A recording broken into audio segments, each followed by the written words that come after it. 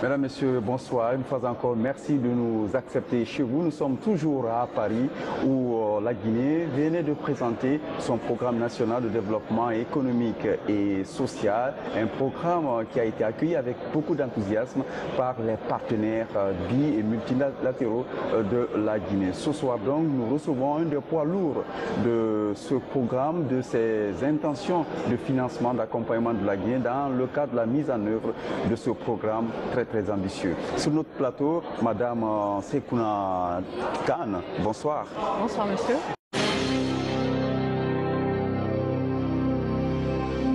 Je rappelle que vous êtes la directrice des opérations au niveau de la Banque mondiale en ce qui concerne la Guinée, le Mali, le Niger, mais aussi le Tchad.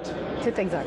Alors, madame, on a vu avec quel enthousiasme la Banque mondiale ainsi que d'autres partenaires vraiment ont accueilli le programme national de développement de la Guinée. Pour la Banque mondiale, qu'est-ce qui est vraiment à la base de cet enthousiasme-là? Je rappelle que la Banque mondiale a misé gros. On a dépassé les 1 milliard pour accompagner le programme. Je vous remercie. Je voudrais d'abord vous rappeler que la Banque mondiale, c'est une institution de développement qui a deux objectifs. Le premier, c'est d'éradiquer l'extrême pauvreté dans les 25 ans à venir. Le deuxième, c'est de promouvoir la prospérité partagée. Et la Guinée est donc un partenaire important pour la Banque mondiale, parce que nous voulons accompagner la Guinée à achever et à atteindre ses objectifs de développement qu'elle s'est fixé à travers ce plan national de développement. Alors, ce plan, comme vous le savez, a des piliers qui sont en cohérence avec notre propre cadre de partenariat d'appui à la Guinée. Nous appuyons la Guinée dans des axes relatifs au développement de son capital humain. Nous appuyons la Guinée pour promouvoir une meilleure gouvernance et nous appuyons la Guinée pour l'aider à diversifier son économie. Ouais. Mais jusqu'ici, les enveloppes n'étaient pas aussi lourdes. Alors, il faut savoir que dans le cadre du cycle IDA 17, si vous le comparez au cycle IDA 18, qui est le cycle donc, qui va financer le PNDS, les allocations ont plus que doublé, y compris pour des pays comme la Guinée. Et ce qu'il faut savoir aussi, c'est que la Guinée fait partie des 4 pays clients de la Banque mondiale, les 4 seuls pays à avoir bénéficié d'un mécanisme qu'on appelle le mécanisme d'atténuation des risques. Alors ce mécanisme qui est fait pour 4 pays a été appliqué à 4 pays, dont 2 seuls en Afrique, la Guinée et le Niger, mais également le Népal et le Tadjikistan. L'idée de la part des contributeurs IDA, c'est de réaliser que des pays comme la Guinée, même si la Guinée n'est plus un pays fragile en tant que tel, il y a des risques de fragilité. Et la communauté internationale, et notamment la Banque mondiale, essaie d'adresser ces risques de fragilité, au nombre desquels on peut citer une jeunesse sans emploi, là, notamment la jeunesse urbaine et un sous-emploi structurel. Il y a également le fait que la Guinée est quand même très sensible aux chocs extérieurs. Nous l'avons vu en 2014-2015 avec l'épidémie, le double choc de l'épidémie à virus Ebola et la baisse du cours des matières premières. Donc en plus de l'allocation qui est basée sur la performance que l'on calcule, il y a une allocation qu'on appelle le risque d'atténuation des risques. À cela, vous ajoutez des ressources qui sont liées à l'intégration régionale. Comme vous le savez, la Guinée, c'est 12,6 millions d'habitants. C'est un marché, même si on diversifie l'économie, qui reste quand même un marché étroit. Et l'idée, c'est de pouvoir promouvoir l'intégration régionale et les échanges pour la Guinée au niveau de la sous-région. Donc, au total, la Banque mondiale, pour la période du PNDS, va contribuer à 1,6 milliard de dollars au titre de l'IDA. Et comme l'a annoncé mon collègue de la Société financière internationale, 750 millions pour le secteur privé. Alors, cela porte à 2,3 milliards de dollars la contribution du groupe de la Banque mondiale au financement du PNDS. Sur un programme global de 14 milliards qui était attendu, qu'est-ce que vous attendez? C'est vrai que le programme a été clairement défini, vous avez vu ce que la Guinée veut. Vous, de votre côté, en apportant cette enveloppe importante-là, vous attendez à quoi dans l'immédiat? Deux choses. je pourrais dire. La première chose, c'est d'avoir un impact sur les populations les plus vulnérables. Si nous voulons vraiment aujourd'hui réduire significativement l'extrême pauvreté, nous devons avoir des solutions qui permettent d'avoir un impact sur ces populations-là. Je donnerai un exemple de solution qu'on a et qu'on va probablement essayer de continuer à appuyer. Le deuxième, c'est que nous voulons accompagner la Guinée et voir la Guinée achever ses réformes structurelles pour transformer son économie. Aujourd'hui, l'économie de la Guinée est largement portée et sa croissance aujourd'hui de 6,2% est portée essentiellement par les mines et très peu et partiellement par l'agriculture. Aujourd'hui, nous voudrions, afin de diversifier cette économie, accompagner la Guinée à avoir une économie plus diversifiée et plus résiliente et notamment développer ses PME et ses PMI.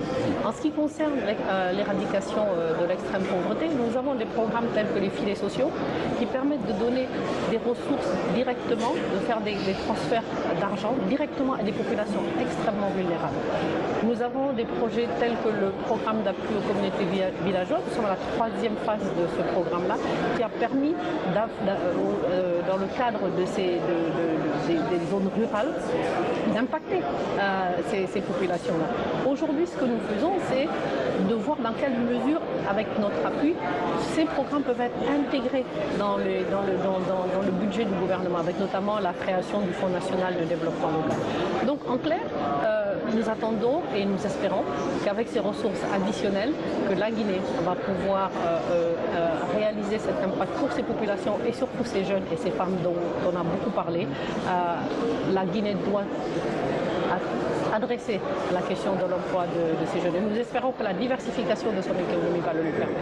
Sinon, l'espoir, on l'a senti en tout cas dans les communications des différents partenaires. Et là, on mise gros sur la Guinée. Vous, la Banque mondiale, le FMI, vous avez pratiquement longtemps marché avec la Guinée, surtout, vous l'avez même accompagné dans ces plans de réforme. Est-ce que c'est quelque part ces réformes courageuses, engagées, qui vous ont encouragé aujourd'hui vraiment à décaisser assez facilement ce qui a été annoncé? Alors, nous ne décaissons pas ce qui est annoncé. Nous annonçons et nous décaissons dans le cadre d'exécution du programme et dans le cadre de procédures qui sont très connues de la part de la partie guinéenne et qui sont appliquées dans tous les pays que nous finançons. Il est important de rappeler que la Guinée d'abord croit en elle-même. Nous ne pouvons pas miser sur la Guinée quand la Guinée ne mise pas sur elle-même. Et ce que nous avons vu, c'est que la Guinée d'abord mise sur elle-même, qu'à travers ce plan national de développement, qui a été fait certes avec l'accompagnement des bailleurs, mais par l'équipe guinéenne. Parce que la Guinée vise l'émergence, hein, à court terme d'ailleurs. Et nous la souhaitons de tous nos voeux pour la Guinée. Donc je disais que le plan national de développement a été conçu par les Guinéens, pour les Guinéens, avec l'accompagnement technique d'abord des bailleurs. Ce plan, je vous le rappelle, il a été adopté par le Parlement guinéen. Et donc, nous pensons que la Guinée a d'abord misé sur elle. Elle a défini un plan ambitieux, certes, qui pour nous était en harmonie avec notre cadre de partenariat que nous avons défini pour soutenir la Guinée dans ses objectifs de développement. Maintenant, nous savons tous que les capacités sont limitées. Un renforcement de capacité est nécessaire, un accompagnement sera nécessaire, mais mon sentiment est que les autorités guinéennes ont confiance de ces défis-là et qu'elles essayent de s'engager résolument dans la résolution de ces problèmes d'implémentation des projets. Nous avons été à côté de la Guinée depuis 1963 et nous allons continuer à accompagner la Guinée parce qu'il s'agit de la mission de la Banque mondiale. Nous sommes là pour éradiquer la pauvreté et promouvoir une prospérité partagée. Donc le développement, il doit être inclusif. Pour finir, madame, il y a un fait, c'est d'avoir l'engagement. Hein. Vous avez tout à l'heure dit, vous êtes déterminé à faciliter l'exécution. Mais est-ce que le décaissement des fonds, vu que nous sommes déjà en 2017 et la Guinée sur plan là, c'est 2016-2020, est-ce qu'il n'y aura pas, il va y avoir un effort d'accélération dans la mise à disposition de ces ressources? Est-ce qu'il n'y a pas de conditionnalité pour être clair? Alors, il n'y a pas pas dire que la Banque mondiale applique des conditionnalités de manière générale. Voilà, les choses se passent de la manière suivante. Il y a des projets qui sont déjà en cours d'exécution. Donc, c'est dans le 1,6 milliard, il y a des projets non décaissés, des montants non décaissés à hauteur de 297 millions qui seront décaissés. Maintenant, vous avez de nouveaux projets qui demandent la mise en œuvre de certaines réformes institutionnelles, qui demandent la mise en œuvre d'agences parfois pour exécuter ces projets, donc, et qui demandent aussi à notre niveau, au niveau de la Banque mondiale, que ces projets-là soient passés au conseil d'administration et soient approuvés par notre conseil d'administration. Mais je pense que ce qu'il est important peut-être de retenir, c'est premièrement la disposition de ces ressources-là et la volonté ferme de la Banque mondiale et du groupe de la Banque mondiale d'accompagner la Guinée. Et deuxièmement, la détermination des autorités à lever les blocages qui pourraient exister, parfois du fait de la faiblesse des capacités de l'administration, afin d'accélérer la mise en œuvre de ces projets. Je pense qu'aujourd'hui, nous nous inscrivons dans une logique de résultats rapides. Madame Soukaina Khan, merci. C'est moi qui vous remercie. Merci d'avoir suivi ce numéro de l'entretien de Coloma avec Madame Soukaina Khan, qui est responsable, directrice des opérations au niveau de la Guinée, du Mali, du Niger et du Tchad. Merci, nous vous donnons rendez-vous la semaine prochaine avec un nouvel invité. Merci.